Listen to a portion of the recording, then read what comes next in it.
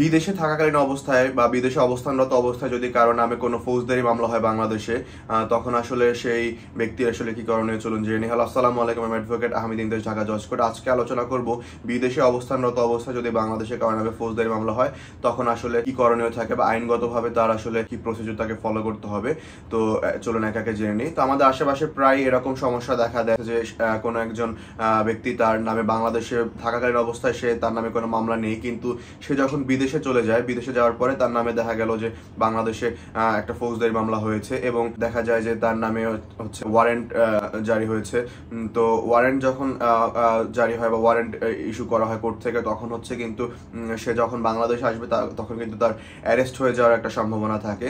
তো অনেকেই সেটা নিয়ে আসলে যখন বিদেশে বসে শোনে যে তার নামে বাংলাদেশে কোনো ফৌজদারি মামলা হয়েছে এবং ওয়ারেন্ট হয়ে গিয়েছে, তখন কিন্তু ঘাবড়ে যায়। আসলে তখন তারা বুঝতে পারে না, হতভম্ব হয়ে যায় যে আসলে তখন আসলে কি করণীয় থাকে বা আসলে অ্যাকচুয়াল প্রসিডিউরটা কি, যে কিভাবে আসলে সে এই মামলা থেকে মুক্তি পাবে বা কিভাবে হচ্ছে তাকে জামিন নিতে হবে। তো অনেকে চিন্তা করে যে বিদেশে থাকাকালীন অবস্থায় সে বাংলাদেশে সংশ্লিষ্ট মামলায় জামিন নিতে পারবে কিনা বা আগাম জামিন নিতে পারবে কিনা।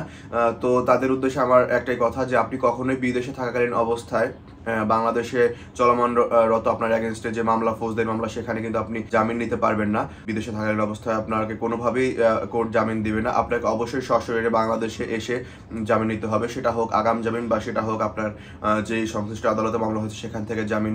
আপনি যেখান থেকে জামিন নিতে চান আপনাকে অবশ্যই সশরীরে উপস্থিত হয়ে জামিন নিতে হবে, অন্যথায় কিন্তু আপনি জামিন পাবেন না কোনোভাবেই। এবং অনেকে চিন্তা করে থাকেন যে যেহেতু আমি বিদেশেই আছি, আমার কোনো সমস্যা হচ্ছে না, বাংলাদেশে যদি মামলা চলে আমার কোনো সমস্যা নেই। আপনাকে অবশ্যই বিদেশে বসে এই মামলা ডিল করতে আপনি বাধ্য না, আপনাকে ডিল করতে হচ্ছে না। কিন্তু যদিও আপনার এই ধারণা থাকতে পারে যে আপনি বিদেশে বসে এই মামলা থেকে নিস্তার পেয়ে গেলেন, কিন্তু আসলে এরকম না। আপনি বিদেশে থাকাকালীন অবস্থায় কিন্তু আপনার নামে যদি বাংলাদেশে মামলা চলমান থাকে, সেই মামলা কিন্তু আপনার অবর্তমানেই সেই মামলা বিচার কার্য কিন্তু পরিচালনা হয়ে যাবে এবং আপনার কিন্তু যদি না আসেন সেক্ষেত্রে আপনার অবর্তমানে কিন্তু এই মামলা আপনার সাজা হয়ে যেতে পারে। এবং যদি আপনার এই মামলায় সাজা হয়, পরবর্তীতে আপনি যখন বাংলাদেশে ব্যাক করবেন তখন কিন্তু আপনাকে এই মামলায় গ্রেফতার করে ফেলবে এবং আপনাকে কিন্তু সাজা ভোগ করতে হবে। এবং অবশ্যই আপনার সেক্ষেত্রে আপনার আপিলের অপশন থাকবে, আপনি কিন্তু আপিল করে সেই মামলা থেকে নিস্তার পেতে পারবেন। কিন্তু সেই স্টেপটা পর্যন্ত যাওয়ার জন্য আপনার বাংলাদেশে আসতে হবে, বাংলাদেশে এসে আপনাকে ডিল করতে হবে। মোট কথা হচ্ছে যে আপনাকে অবশ্যই বাংলাদেশে এসে এই মামলা ডিল করতে হবে যদি পরবর্তীতে আপনি কখনো বাংলাদেশে আসতে চান। আর যদি একান্তে আপনার বাংলাদেশে না আসা প্রয়োজন হয় সেক্ষেত্রে এই অপশনে আপনাকে না আসলেও হবে। আপনি চাইলে যেভাবে আছে মামলা ফেলে রাখতে পারেন, কিন্তু আপনার যদি প্রয়োজন মনে হয় যে আপনাকে অবশ্যই বাংলাদেশে আসতে হবে, আপনার বাংলাদেশে কোনো প্রয়োজন আছে বা বাংলাদেশে আপনার ব্যাক করা খুবই জরুরি, সেক্ষেত্রে এই মামলাটা আপনার তখন হচ্ছে ডিল করাটা কিন্তু আপনার জন্য শ্রেয় হবে। আর একটা ব্যাপার হচ্ছে, এই মামলা কিন্তু চাইলে বাদী যদি এই মামলা তুলে নেয় সেক্ষেত্রে কিন্তু এই মামলা থেকে আপনি মুক্তি পেতে পারেন। অনেকে এই প্রশ্ন থাকে যে বাদীর সাথে আপোষ করা যাবে কিনা। আমি তাদেরকে সাজেস্ট করবো যে আপনার যদি অপশন থাকে যে মামলাটা করেছে তার সাথে যদি কোনোভাবে আপোষ মীমাংসা করা যায়, তাহলে কিন্তু সে চাইলে ওই বাদী কিন্তু এই মামলা তুলে নিতে পারে। যদি একবার বাদী মামলা তুলে নেয় সেক্ষেত্রে কিন্তু আপনার কোনো সমস্যা নেই। এবং আরো প্রশ্ন থাকে যে আমার নামে যদি ওয়ারেন্ট হয়ে যায় সেক্ষেত্রে ইমিগ্রেশনে আমার কোনো সমস্যা হবে কিনা।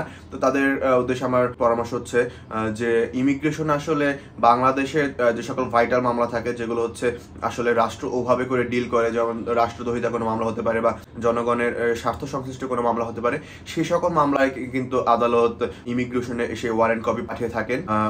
অন্যান্য সাধারণ মামলায় কিন্তু সচরাচর দেখা যায় না যে এরকম ওয়ারেন্ট কপি ইমিগ্রেশনে পাঠানো হয়। এবং সেক্ষেত্রে কিন্তু আপনার একটা পসিবিলিটিস থাকে যে অনেকে মনে করেন আমি ইমিগ্রেশনে আটকায় যাবো কিনা, আমি ইমিগ্রেশনে আসলে অ্যারেস্ট হয়ে যাবো কিনা। তো সেই সম্ভাবনাটা আসলে আমাদের প্র্যাকটিক্যাল নজির দেখলে আমরা দেখা যায় যে সম্ভাবনা একটু কম থাকে, যে আপনার ওরকম কোনো ভয় থাকার কারণ আমি মনে করি না। কারণ হচ্ছে কোনো ভাইটাল মামলা ছাড়া কিন্তু কোর্ট ইমিগ্রেশনে হচ্ছে এই ওয়ারেন্ট কপি পাঠায় না এবং কোর্টে পারমিশন ছাড়া কখনোই হচ্ছে সেই ওয়ারেন্ট কপি কিন্তু ইমিগ্রেশনে পাঠানো হয় না।